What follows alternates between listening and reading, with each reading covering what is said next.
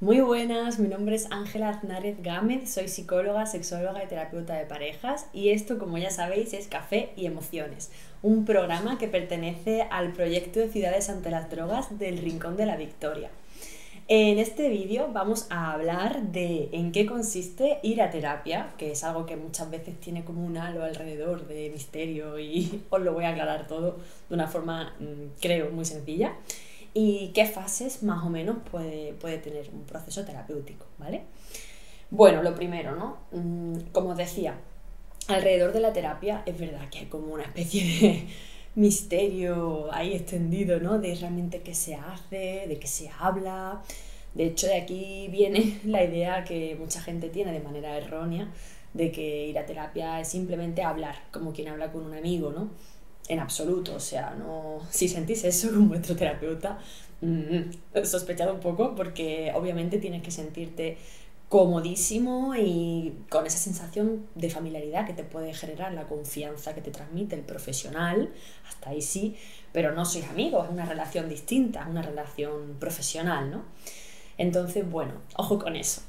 Eh, en la terapia es súper importante el vínculo, la alianza terapéutica que se llama, que es cómo se establece la dinámica entre el profesional, el terapeuta, y el paciente o el cliente, ¿vale? Y eso es de lo principal, de lo más importante para que el proceso terapéutico se desarrolle con éxito y de buenos resultados. ¿Por qué os cuento todo esto cuando estoy hablando de en qué consiste la terapia? Pues porque realmente el paso número uno casi siempre, además de tomar conciencia de la necesidad, suele ser buscar un profesional concreto, ¿no? Que me pueda ayudar. Y hay muchas opciones, lo cual está muy bien, porque se puede elegir, si no te va bien con una persona, pues puedes ir a la siguiente, pero por otro lado es verdad, es un proceso que desgasta, ¿no? Cuesta mucho abrirse con alguien, compartir todas las intimidades y confiar. Estás invirtiendo tiempo, dinero y recursos emocionales, ¿no? Con esas esperanzas de mejorar también en este proceso. Entonces, claro, evidentemente no es algo que se deba hacer a la ligera, todo lo contrario.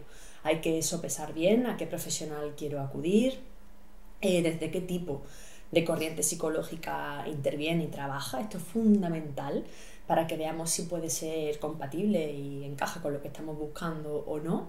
Yo siempre os recomiendo terapia basada en la evidencia científica, ¿vale? Pero bueno, ya esto lo dejo en las manos de cada uno.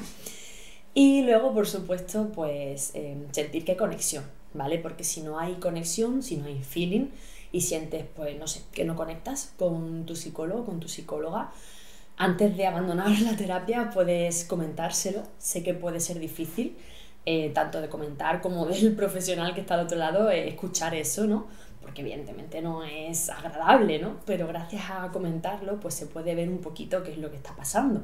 Si realmente es un tema de conexión, oye, pues no pasa nada porque esto es algo que pasa todos los días y, en fin, hay que normalizarlo, ¿no? Pero a lo mejor es otra cosa, ¿no? En fin, que se puede resolver. Así que antes de hacer un abandono, un ghosting a vuestro psicólogo, comentarles qué es lo que está pasando, ¿vale? Además, también así, igual él o ella puede derivar a otro profesional si es que existe esta falta de conexión o de alianza y no hay ningún problema, ¿vale? No quiere decir nada grave ni nada malo, al revés, es muy profesional que te deriven o derivar, ¿no? Cuando ves que no fluye la terapia por algún motivo. ¿En qué consiste la terapia? Pues evidentemente consiste en iniciar un proceso terapéutico, no es algo que se pueda hacer en una sesión, es un proceso de muy poquito a poco, ¿no? Porque la mayoría de los problemas no tienen un número de sesiones específicas en las que te puedan garantizar que lo vas a resolver. De hecho, garantías no hay. Evidentemente, si la terapia está basada en la evidencia científica, está todo pues mucho más seguro, ¿no? Que si está basada en pseudociencia, ¿no? Que no os lo recomiendo para nada. Pero no se puede saber un número de sesiones específico, aunque sí que le podéis pedir a vuestro terapeuta una estimación, que eso normalmente sí que lo pueden ofrecer, ¿no?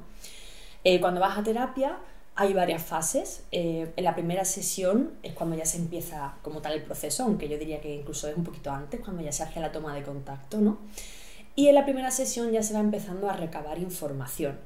Se hace una entrevista, normalmente semiestructurada, ¿no? A veces se pasan cuestionarios, otras veces no, según también el tipo de terapia.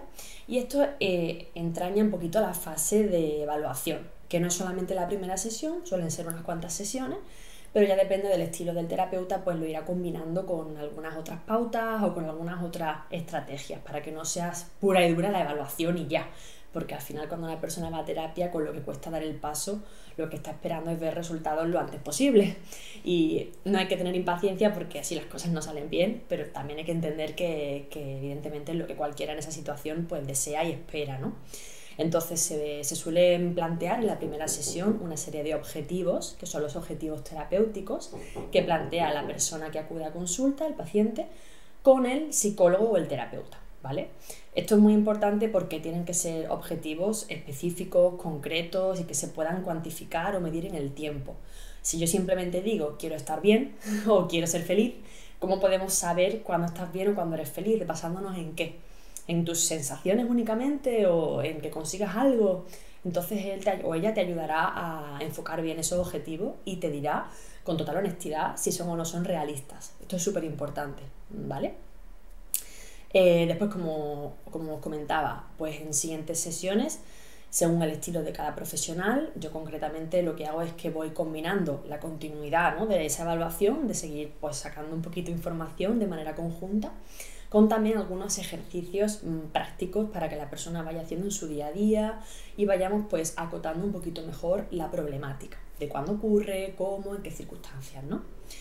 Luego hay otra fase muy importante que es la de la devolución explicativa o la hipótesis explicativa. Cuando el psicólogo o la psicóloga ya tiene la evaluación bastante hecha, ¿no?, o bastante clara, y el análisis funcional también, lo habitual y lo que debéis también pedir, si no es así, es que le devuelvan al paciente pues una explicación, ¿no?, de qué es lo que está pasando y por qué su problema se está manteniendo en el presente. Entonces, normalmente con una esquemita o una explicación bastante clara, se hace esa propuesta, ¿no?, de, oye, mira, yo creo que lo que está sucediendo es que esto te da ansiedad, por esto y por esto, entonces esto hace que se mantenga. El análisis funcional es un poco eso, ver para qué función tiene, ¿no?, cada variable de tu vida en ese momento, ¿no?, y cómo juega todo ahí un papel. Y después te hace la propuesta de intervención. La intervención es lo que va a suponer el trabajo terapéutico conjunto. Siempre el psicólogo o la psicóloga es quien va más o menos proponiendo, ¿no?, evidentemente, pero luego el paciente no tiene un rol pasivo, aunque le llamemos paciente. Tiene un rol activo y siempre pues de aplicar, ¿no?, esas herramientas y esa guía que le ofrece pues su terapeuta. Entonces tiene que estar de acuerdo, obviamente. Yo entiendo que cuando vas a terapia te pones en manos de la otra persona y confías, ¿no? Pero bueno, yo soy muy de preguntar, oye, vamos a hacer esto, y explicar siempre para qué sirve cada propuesta o para qué objetivo, para qué finalidad sirve cada ejercicio. Vamos a hacer esto y esto, ¿qué te parece?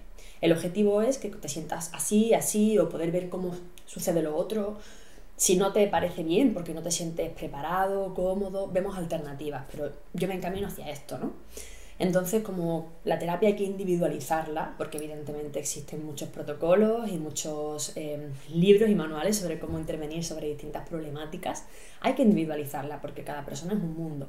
Entonces, si la persona pues a lo mejor se le enquista un poquito más el hacer un ejercicio en concreto en un formato, pues no hay ningún problema por adaptarlo y hacerlo en otro, al revés. O sea, es mucho más eficaz, seguro, y nos garantizamos más que se cumpla, ¿no?, con ese objetivo o con ese ejercicio.